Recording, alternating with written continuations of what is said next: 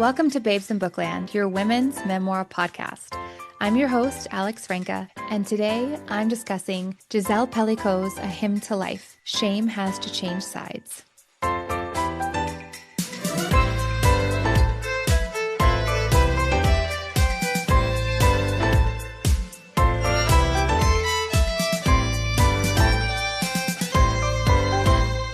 So Gisèle Pelicot's memoir was written with Judith Perrion and translated from French by Natasha Leyeur and Ruth Diver, and I apologize if I mispronounce those. It was released in February 2026 by Penguin Press, and there is no dedication.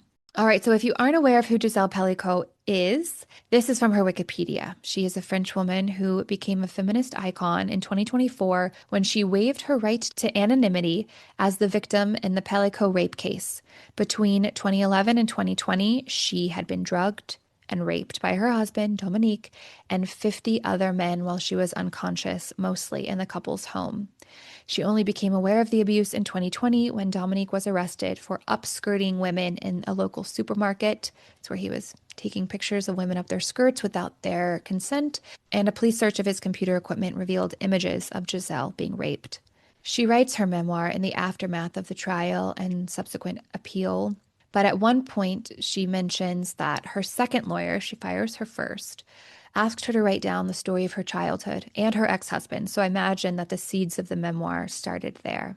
I want to start with this line, and it's a combination of a couple of lines from page 180 and 181. I know my story has fueled disgust for men, but it has not done that for me. The feeling persists. Love is not dead. I am not dead. I still have faith in people. Once that was my greatest weakness. Now it is my strength, my revenge. I think, like many of us, I was incredibly curious about this woman. I remember seeing photographs of her as the trial was unfolding, comments on her bravery, the way she seemed to hold so many sexually assaulted and abused women on her shoulders with eloquence and quiet, grounded strength. I needed to hear her story. I needed to know her. And especially during this time when it feels like so many men are getting off unscathed, as our country and the world and I am grappling with Epstein's list, his files, the naming of so many pedophiles and monstrous people, and it seems like there just aren't a lot of consequences. So it was really nice to read a story where justice prevailed. All of Gisèle's rapists, all 51, were found guilty, and one man who had the audacity to appeal was given an extra year in prison, so we love that. There's a loveliness about this memoir, and that word may sound strange, but the way that Gisèle writes and the way that she describes what she finds joy in, the simple things in life, the love of her children and her grandchildren, living by the sea, long walks, I was sucked in immediately. Of course, this memoir also stirred a lot of anger. What happened to her was an unfathomable betrayal, and I was very angry on her behalf, even while she clung solidly to love and happiness. I was also angry on behalf of her children for reasons that I'll get into in a second, and angry that people dared to imply that Gisèle was somehow in on it or enjoyed it, that there was no way that she couldn't have known what happened to her. I don't know why people have to project their own opinions onto experiences like this when they have no idea what they're talking about. And I'm really tired of this narrative that a woman or a girl was asking for it or wanted it when she was sexually assaulted, abused, or raped. In Gisèle's case, she was drugged to the point of, in her own words, that when she saw the photos, it looked like her face was melting into the bed. But even if women aren't drugged or incapacitated, there are many reasons why they might seemingly go along with assault or rape, as we'll cover more when I discuss Virginia Roberts' memoir and in my upcoming discussion with Andrea Lieb about her memoir, Such a Pretty Picture. Can we please just stop blaming the women and the girls? I mean, that's really what her entire memoir is about, how shame has to shift sides, and we'll get more into that. But anyways, there were also quite a few fuck yes moments as justice was served for Gisèle. And ultimately, I left this memoir hopeful and humbled. This woman had been through hell, all 9 circles and back, and she was still standing, optimistic, face towards the sun. And she invites me to do the same, no matter what challenges are going on in my life. Gisèle's memoir details her own traumatic childhood. the monumental impact losing her mother at a young age had on her, the monumental impact the loving relationship between her father and her mother before her death had on her. And it also details the abusive and traumatic childhood of her ex-husband, Monsieur Pelicot, as she starts to refer to him when she can no longer think of him as her husband. But I didn't feel that her memoir in any way was an attempt to excuse her ex-husband's insanely evil behavior, maybe as a way to understand it for herself. Throughout the memoir, we see her attempt, out of necessity, she tells us, to cling to the good memories she had with her husband of over 50 years. At one point, she likens this experience to a burnt house. She writes, "Sometimes after a house fire, a few walls are left standing. Though blackened and burnt, they are still there, perhaps showing the outline of an old staircase, a pattern of wallpaper that needed changing, or a trace of footsteps and moments of togetherness. That was how it appeared to me in my mind. I was looking for a few relics among the ashes. I couldn't face losing everything.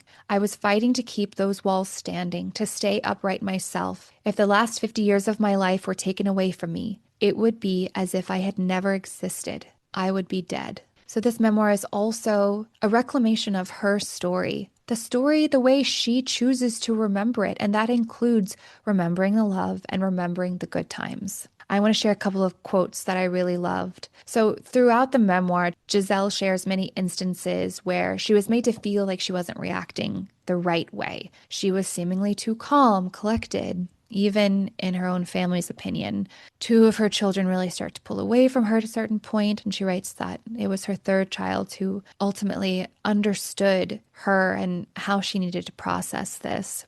She writes, "I was not turning away from the horror. I was pitting myself against it with my tears, my solitude, my sorrow, and my happy memories. I partitioned Dominique into two.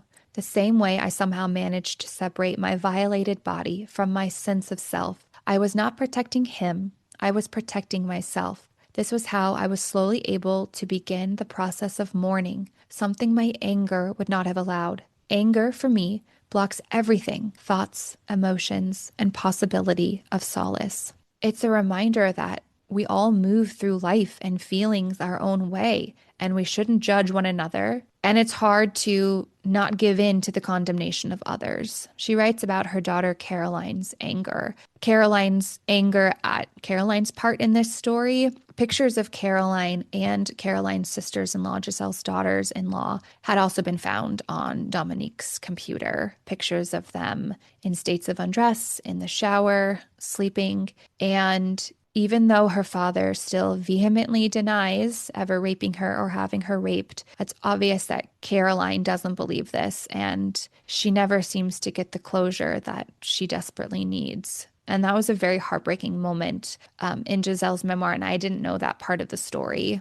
Gisèle's first lawyer even tells her that she's Dominique's best advocate. One of the reasons why Gisèle will later fire her. But Gisèle writes, "I believed he belonged in prison, but I would not kick a man when he was down." Again, Gisèle knows his personal history, but also this man was the man that she loved for most of her life. And while Mr. Hyde is purely evil, sure, Dr. Jekyll, while not wholly good, was human and lovable. And this Dr. Jekyll loved her and gave her so many moments of joy and three beautiful children. She didn't want to erase all that just to see him as a monster. She gets into so many instances that she now labels as red flags. But in the moment, I mean, we can all understand how no one, no matter how clairvoyant people claim to be, could ever imagine that their husband's sexual suggestions of a kink or something like that, or behavior, would ever amount to what happened to Gisèle.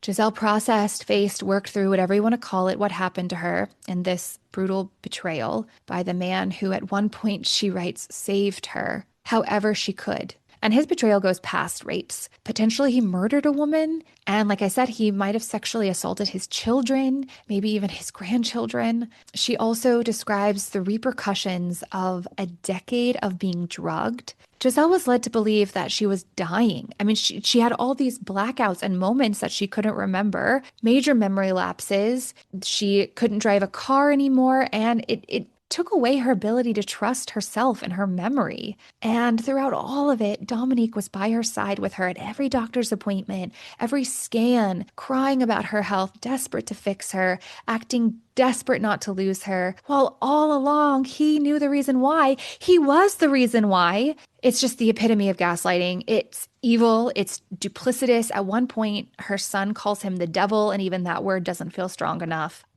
It's sickening.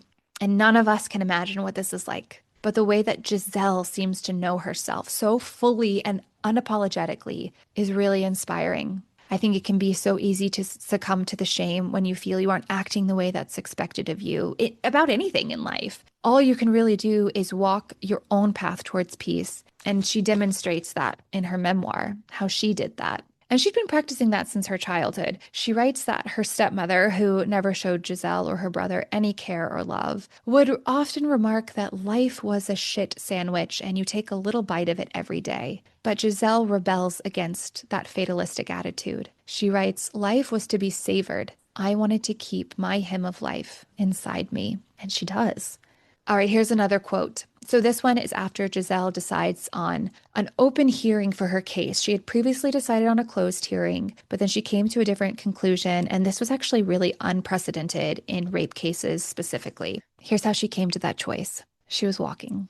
She writes, I arrived at the beach. The sea air was brisk. It filled my lungs. I felt exposed to the elements, small but utterly alive. I had the physical sensation that I needed the rest of the world. I didn't want to be alone anymore. So many strangers had shown me such kindness, made me feel welcome when I had nothing left. I wasn't scared of being seen now, of people knowing. Shame has to change sides.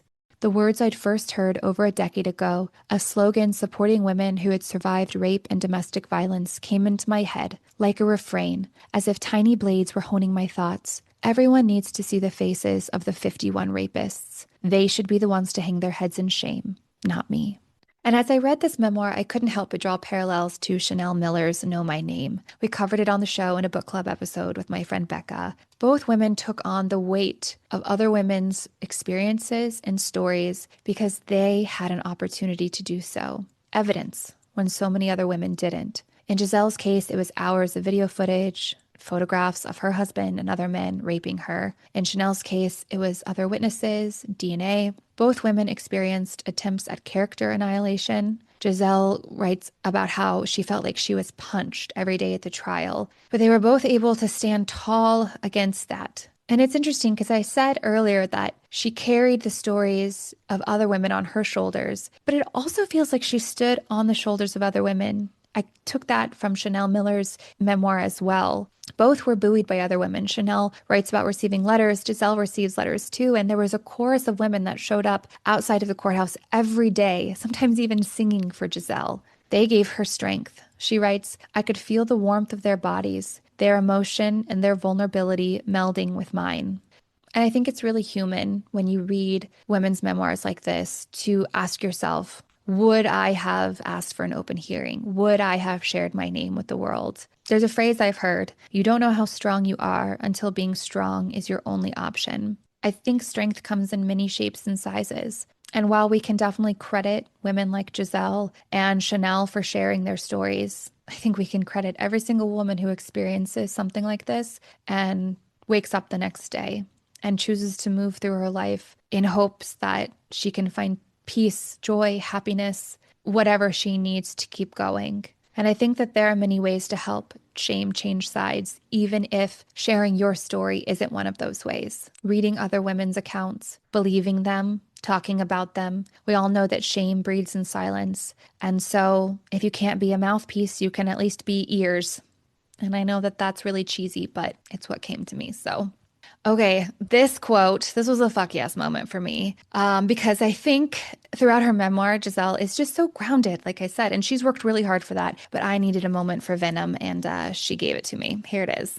I listened to the defense lawyers make a request that the word rape not be used in order to preserve the presumption of innocence. One proposed sexual relations. One of the judges suggested sex scene. I was fuming inside, but from the bench where I sat, I wasn't allowed to react. I had to restrain myself all the time, restrain myself while my lawyers responded, restrain myself while the presiding judge asked a doctor if my vaginal secretions might be a sign of pleasure, restrain myself when a female lawyer sneered at a medical examiner testifying to the gravity of my physical condition. Oh, let's weep for Madame Pelicot, shall we? I will not record her name here, nor those of her colleagues, nor those of the defendants, not out of any consideration for them. Their identities are easy enough to find online or in court records, but so that they will be remembered only for what they are: parrots, deplorable mouthpieces, violent, cowardly little people.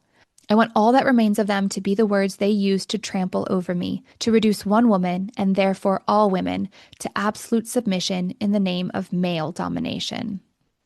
I love that. And look, I know that it's an important part of the judicial process, innocence, presumed innocence.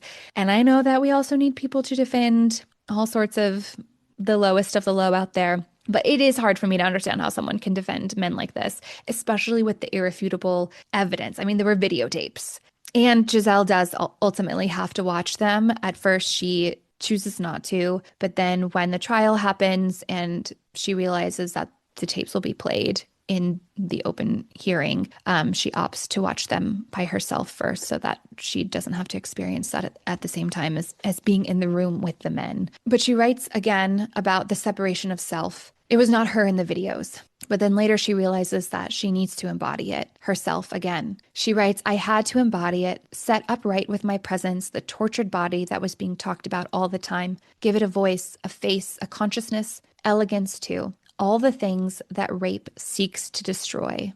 Gisèle's memoir is just beautifully written, honest, vulnerable without leaning into sentimentality. At the beginning, she bounces back and forth between her childhood and the initial discovery of what her husband had done to her, and then she moves us through the years to the trial and her reflections after. She doesn't make herself out to be a saint. She even writes about a marital affair she had, and it's important to her that she's not a victim. She is a mirror, quote, reflecting nothing more than the inner conflict we all feel, the wars we wage against ourselves. And I would call her courageous, but this is what she has to say about that. Midway through the trial, she addresses the court. She writes, every day people thank me for my courage. I want to tell them this is not courage, but a deep urge and determination to change our patriarchal, sexist society. And she says these were words I would have never uttered before. You see the evolution that she goes through, the way that she is able to find her strength, and the way that she shares that strength with us. In cases of sexual assault and rape, one of the most powerful and damaging dynamics is how shame often shifts from perpetrator to survivor. And we see that play out in Gisèle's memoir, how they attempt to do that. The person who commits the assault is the one responsible for the harm, yet social stigma, victim-blaming attitudes, and myths about consent frequently place scrutiny on survivors' behavior, clothing, choices, or past. This misplaced shame can silence survivors, making them feel isolated, doubted, or somehow complicit in what happened to them. With her memoir, Gisèle challenges these narratives and reaffirms that responsibility lies solely with the perpetrator. And when we all believe this, shame can begin to move back where it belongs, onto the act and the person who committed it, while survivors are met with validation, support, and dignity. Her memoir does all this. And it's also about Gisèle finding her strength, yes, but also realizing that the thing she was made to feel made her weak was what made her strong. Her ability and readiness to focus on happiness and love.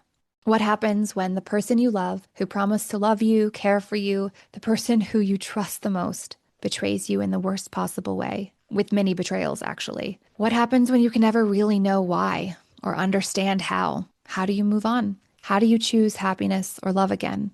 Do you punish yourself with all the clues of the things that you should have picked up on, all the things you feel you missed? Or do you shed that shame, however you can? Like Gisèle does, long solo walks, holding on to good memories, remembering the love, remembering you can love and are worthy of love.